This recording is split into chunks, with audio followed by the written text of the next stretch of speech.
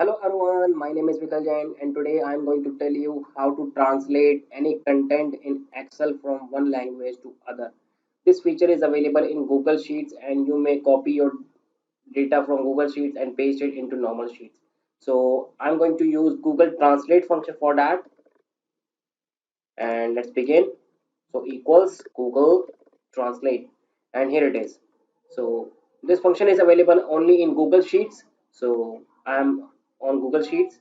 So Google Translate, it has three arguments: text, it is my text. Now the second argument is source language and target language. So every language has code in Google. So you may refer this link. So you can see English has en code, and if I want to convert my sentence from English to French, so fr would be the second one.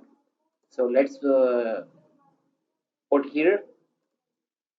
So my source language is English because my main sentence is in English, comma, and French is the second one, which I want to basically I want to convert my text into a French language. So close the parentheses and enter,